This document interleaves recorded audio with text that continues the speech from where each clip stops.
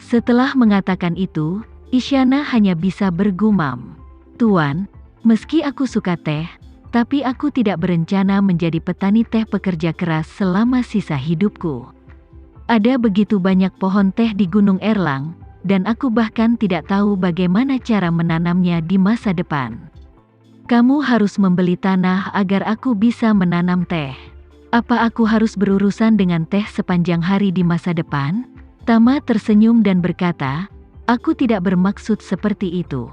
Aku baru saja melihat kamu sangat menyukainya di sini, jadi aku ingin membelikannya untukmu." Isyana tersenyum malu-malu dan berkata dengan lembut, "Jika Tuan Muda memiliki hati seperti ini, aku akan puas." Saat ini, mereka berdua sedang berdiri di tengah gunung. Mereka bisa melihat sisi kiri jalan pegunungan berbentuk Y. Seorang wanita botak berjubah abu-abu juga berjalan menuruni gunung. Dia tampak berusia awal 20-an, dengan ciri-ciri yang sangat halus. Meskipun kepalanya dicukur botak, tapi dia tetap cantik. Wanita itu memegang baskom kayu di tangannya, yang sepertinya berisi beberapa pakaian dan tongkat kayu pipih. Karena gunung itu jauh lebih pendek daripada gunung tempat Tama dan Isyana berada.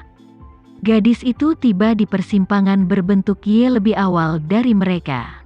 Gadis itu berhenti di persimpangan, bersandar di jalan di sisi kiri bentuk Y. Berjongkok di pinggir jalan, lalu mengeluarkan jubah dari bak mandi. Membasahinya dengan air, menggosok, lalu menepuk-nepuk keras dengan tongkat kayu. Tongkat kayu itu menamparkan pakaian basah itu, dan suara tamparan yang tajam bergema lembut di lembah.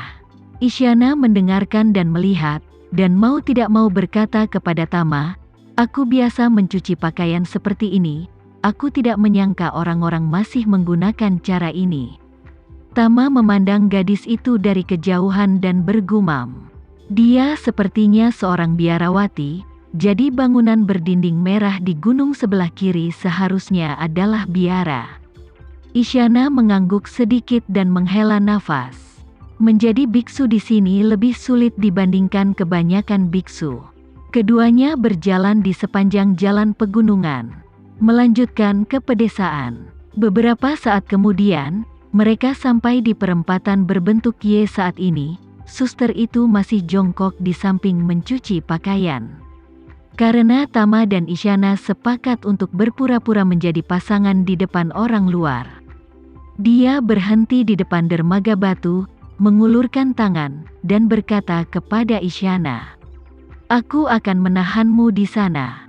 Isyana mengangguk malu-malu, dan segera menyerahkan tangan kecilnya ke tangan Tama.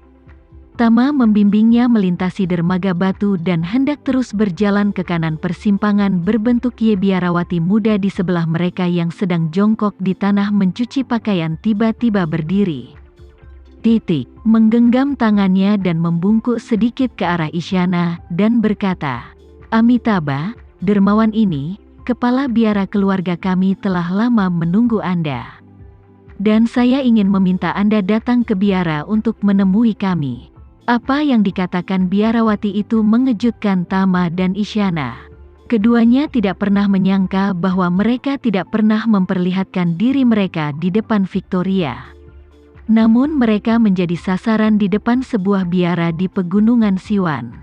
Jadi, tanpa menunggu Isyana berbicara, Tama bertanya kepada biarawati itu dengan tatapan waspada, "Siapa kamu? Berpura-pura menjadi biarawati? Mencuci pakaian di sini hanya untuk menunggu kita muncul?" Biarawati itu mengatupkan kedua tangannya dan membungkuk sedikit pada Tama dan berkata, "Tuan, biarawati malang ini tidak berpura-pura. Saya adalah seorang biksuni di biara, menjadi biksu dan berlatih di biara.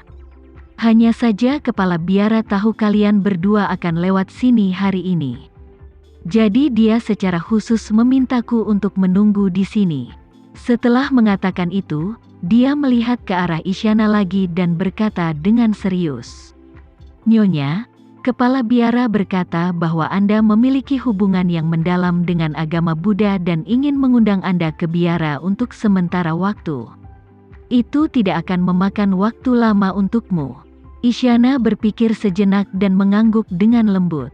Dia mengangguk dan berkata, baiklah. Kalau begitu saya akan meminta Anda untuk memimpin.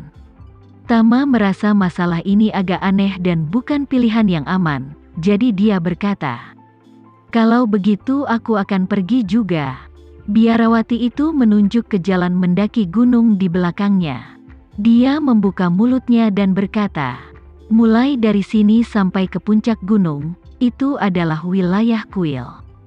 Kuil itu adalah tempat para samanera dan biksuni mempraktikkan ajaran Buddha. Tidak ada laki-laki yang diizinkan masuk.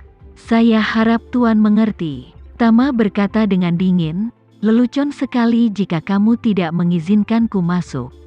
Bagaimana aku bisa memastikan keselamatan pacarku?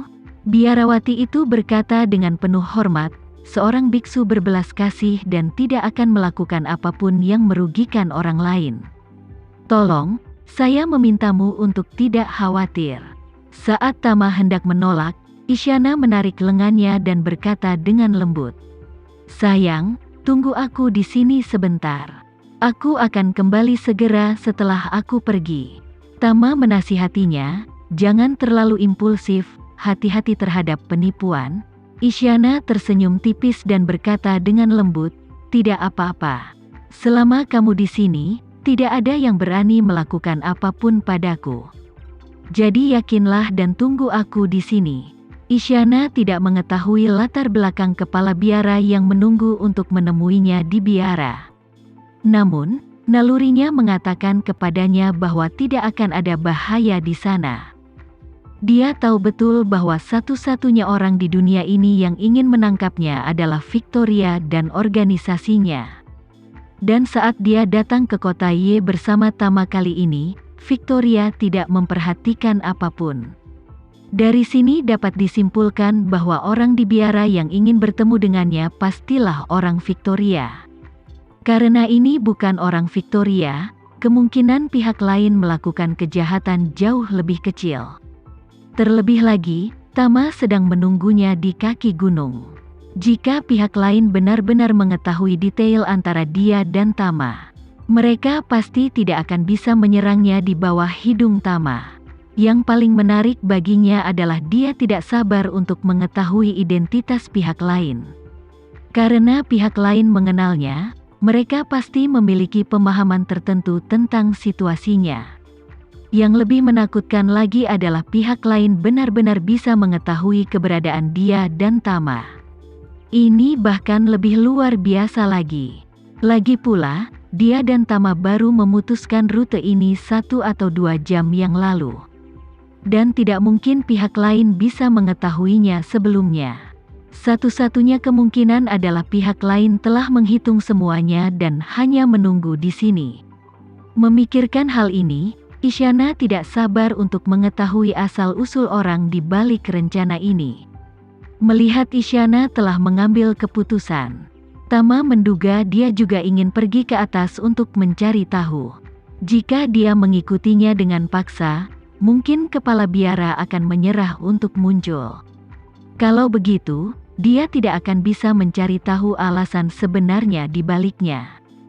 Dalam keputusasaan, Tama tidak punya pilihan selain menganggukkan kepalanya dan berkata kepada Isyana, aku memperhatikanmu naik ke sini. Pengatur waktunya dimulai dari saat kamu menghilang dari pandanganku. Aku akan menunggumu selama 20 menit. Jika kamu tidak keluar setelah waktu itu, aku akan datang dan mencarimu. Melihat Tama mengalah, Isyana mengangguk cepat dan berkata, oke. Hanya 20 menit. Melihat ini, biarawati kecil itu sekali lagi menggenggam tangannya pada Tama dan membungkuk hormat. Tuan, mohon tunggu sebentar. Tunggu sebentar. Setelah itu, dia berkata kepada Isyana dengan hormat, Nyonya, silakan ikut dengan saya. Isyana mengangguk, memberikan Tama senyuman yang meyakinkan, dan berbisik di telinganya. Tuan, tunggu saja di sini. Aku pasti kembali. Tama mengangguk sedikit dan mengawasinya naik gunung bersama biarawati itu.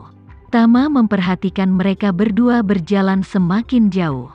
Menyaksikan mereka berdua selangkah demi selangkah menuju puncak gunung. Melihat biarawati kecil itu dengan penuh hormat membukakan pintu biara untuk Isyana.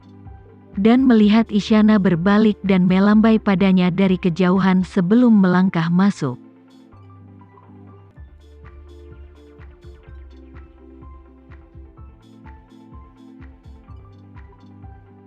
Sekian dulu ya video kali ini, kita lanjutkan lagi videonya di lain waktu.